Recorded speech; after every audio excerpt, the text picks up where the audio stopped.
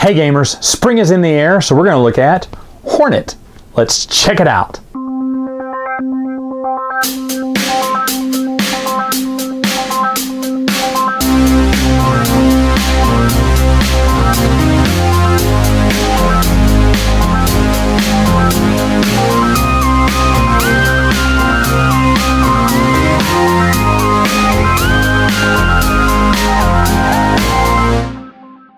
So how to set up the game is pretty simple. What you're going to have is this board out here. This is going to be your round tracker here. You're going to put your little round tracker pawn right there on square one. One thing I should mention about this board, these are like little punch outs. And so the first time you play the game, the rules suggest you play it just like this. But afterwards, you can punch out these little spots and then shuffle them around and put the hives in different areas and put the spaces in different areas. So you can really have a lot of different type of games when doing that. So that's kind of a neat little function that the game has.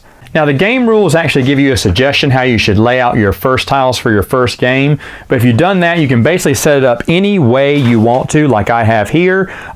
They said the only rule is you need to make sure that all the hives can connect, meaning hornets cannot fly through these little bushes here, so you have to make sure that each tile can at least connect to one another so that the hornets can go through the entire map. That's the only rule there.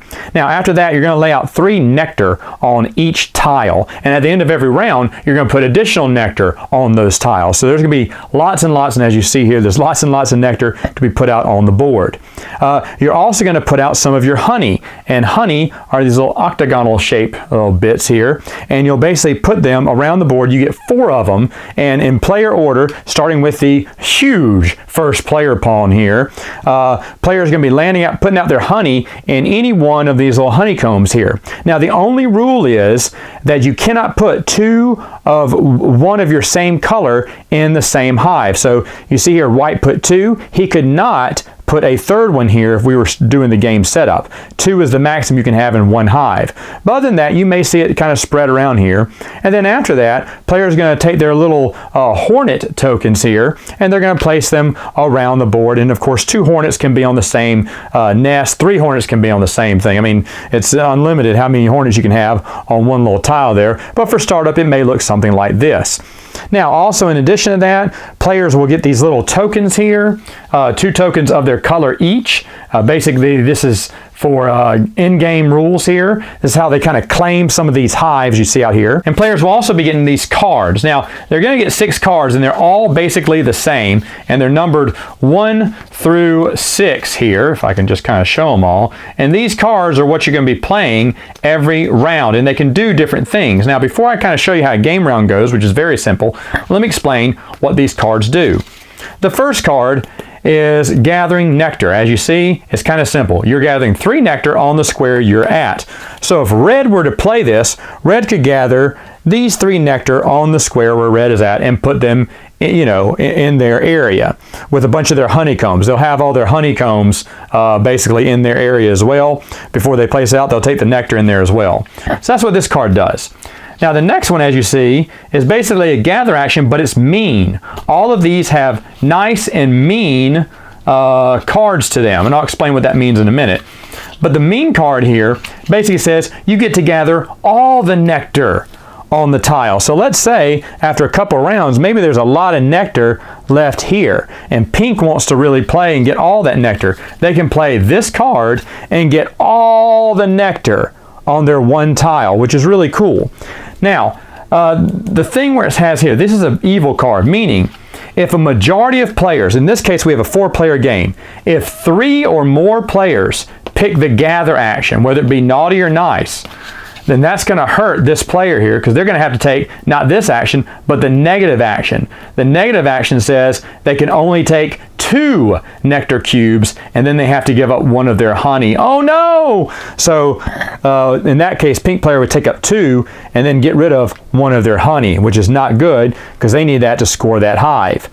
And that's only if, like I said, 3 or more players pick this point. Now, if you see there's numbers here at the top here, that is the order of play that these cards get played in. So for instance, if someone played a number 1, then they would do their action first. So if there are two Hornets on the same area here, and they both played maybe these, the first one would get to pick 3, and then this guy would get whatever's left. So that's the, you need to keep that in mind. The order of play there is decided by the number. If more than one player play the same number, then ties are broken by whoever is first player for that round. All right, so those are the first 2 cards. Next 2 cards, very simple. Number 3 is a mean card. Now, you can use, as you collecting nectar, you can use max, you can spend up to 6 nectar. So 2 nectar make $1. No, that's honey there. I don't know why the dollar sign's there, but they make 1 honey. And what you do, if you played the mean card, for every honey you make, you can bust out an opposing player's honey. So for instance, let's say pink had played this card, and they spend 2 nectar, and then they use it to bump off red's nectar and replace it with their own. Ooh, what a mean, nasty card. However, if a majority of people are playing the making honey action, then, and like I said, in a 4-player game, it has to be 3 or 4 players, and a 3-player game has to be 2 or more. But anyway, if more than, the majority of people are playing making honey actions, then they have to suffer the penalty. What that means is, for every honey that they make, they can get rid of that their opponent's honey, but they also have to get rid of their own honey too, which is not so good.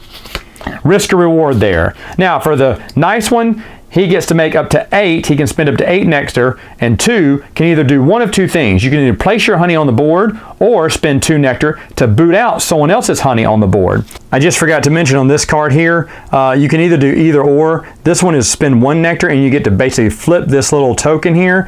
If it lands face down, then you don't get anything. If it lands face up, then you can do this action, either make 1 honey or get rid of someone's honey for just 1 nectar, but there is a risk associated with that.